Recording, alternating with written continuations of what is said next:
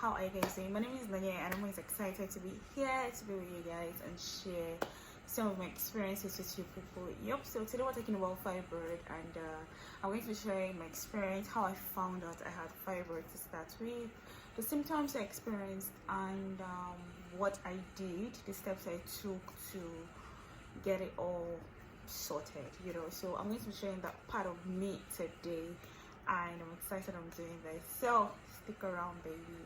If you haven't subscribed to this channel, please click on the subscribe button and do so right now, and also click on the like button and the notification button so you'll be among the first set of people to know when I post a new video. So for the benefit of those who do not know what fibroid is, I will use a layman's language to try and explain what it is. It's basically a growth in your stomach, and I think it's mostly found in women. I've not heard of any case of a man that has fibroid. I don't know, but I know that sometimes fibroid can be found in the breast. I know of that one, but most fibroids are actually found in the womb, and there are a lot of explanations out there as regards how and why it happens. Some lame, I would consider, explanation would be the fact that maybe you're not sexually active, and the womb is looking for baby to carry, and somehow they just form something, and starts that thing which is called fibroid starts to breathe and live inside your womb. Now, the reason why I consider that lame is because I know of some married women who have kids that actually have fibroid, so the explanation is super lame to me. I honestly do not go or agree with that explanation, and I also know that science has not really found out the major reason why it is happening. I don't know if any team of researchers are currently working on it. I do not know, but what I know is that it's common in this part of the world, which is Africa, and in every 10 women, I'm not sure what the statistics says, but from what I have around me, I'm pretty sure 5 women in every 10 women, if it's not even more, actually have fibroid. So it is very common, and doctors will always tell you, if it's not disturbing you, do not disturb it. I think that's like their language, they use. So to my story, how did I find out that I had fibroid? First of all, now far back as 2017, while I was still worried about my scalp, I wasn't sure what was wrong. I was just trying different medications to be sure that I'm doing the right thing. So I have a friend, she's still my friend, she's considered a sister basically, who was seeing a gynae at that point. So I decided to follow her to the hospital to see a gynecologist, since I'm not pregnant, so it would be not, I didn't think it was going to be easy to just see a gynae, or I just thought it was going to be very expensive to see a gynae because I wasn't pregnant and all of that. So I decided to follow her. So after she finished with him, I think she was able to brief him, and he requested to see me. So I explained myself and said, okay, let's scan your stomach first of all. And for him, he was trying to check to be sure that I do not have any growth in the inside, just to be sure that whatever that was wrong with my scalp is not cancerous. And yeah, so we did the scan, and while he was scanning, he said, you see those 2 things there? He said, can you see those 2 things, those 2 round balls there? I said yes, and he said, okay, do you know what they are? I said, no sir. And he was like, those are fibroids. My eyes just opened up, like, I'm like, oh my god, I have fibroid, and I wasn't sure how to feel about it. And he said, are they disturbing you? I said, no sir. I said, okay, if they're not disturbing you, as usual, do not disturb them. And he said, okay, no problem. So I went home, I was just thinking, and I was like, okay, I have fibroid. I think what has come to an end, and also I just kept thinking about it, and I'd asked how to know if it starts to disturb me. He says your menstrual flow will be heavy, that's like the major ways, and that wasn't happening. So I said, okay, it wasn't disturbing me. So 2018, I noticed that, okay, so at 2017, I would touch it, I couldn't feel anything.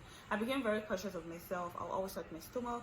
Now, one thing that happened over the years, I think towards the end of 2017, I noticed that during my monthly flow or cycle, yes, I will touch and I can feel like two hard balls in my stomach, maybe the size of orange, you know.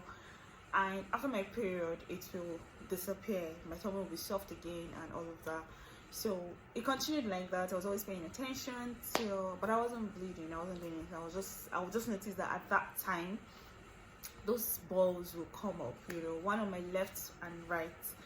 And well, I felt bad. I was feeling bad about the whole thing. That, oh my god, I have fibroid. Why should I have fibroid? That kind of stuff. So in 2018, I noticed that, I'm not sure what month or what period, but I noticed that the balls became permanent. Like, so before, it disappears after my period, and in 2018, it was now constant. Like, it's now there, like permanently there, regardless of what time of the day, what time of the night, regardless if I'm seeing my period or not. It was just there. You just notice and feel that the ball was there. So it just meant that they were bigger.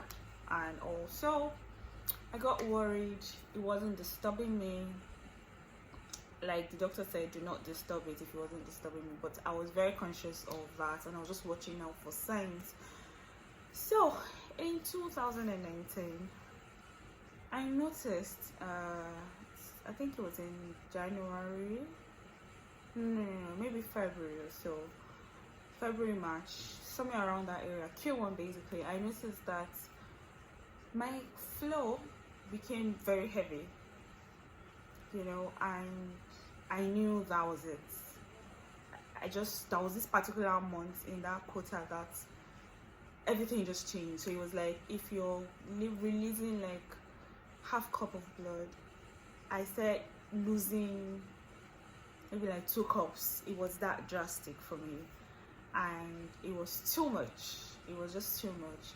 I said, okay, let me watch the previous month, the next month, to see if the same thing was going to happen. And in all honesty, it became worse.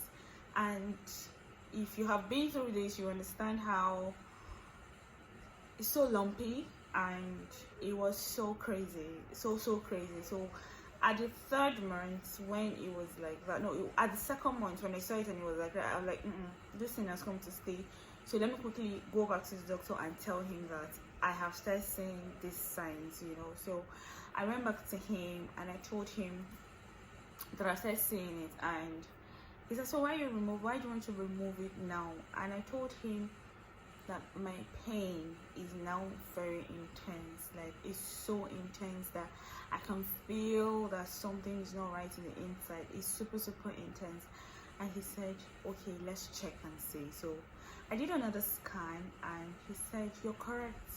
The fibroid is actually blocking the tube, the channel where your monthly cycle is supposed to flow out from. So that's why the pain is so intense. And I was like, okay. I felt so good knowing that I wasn't wrong. Like, I just knew that something was wrong, maybe because I understand my body, and I knew when something just changes, you know. So I really pay attention to my body, and I listen to my body. So, and I was like, okay, so I'm ready. He said, just go and pick a date and come back, and that was it. So I think sometime in May, I agreed with my company, and I took 1 month off, and it was done. So I did it in such a way that the day my leave would start was the day I had the surgery.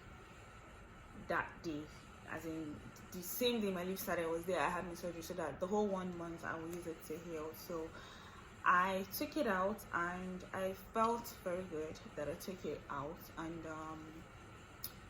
yeah, so that was basically how I found out. Some of the symptoms, like I said, the 2 major symptoms would be the heavy bleeding and the pain. Not everybody experienced pain, in all honesty. We found or seen cases where people didn't even know that, you know, someone just mentioned to me, I think last week, that she just went to check and she found out that her fibroid is already 9 centimeter and she wasn't bleeding at all and she didn't have pain.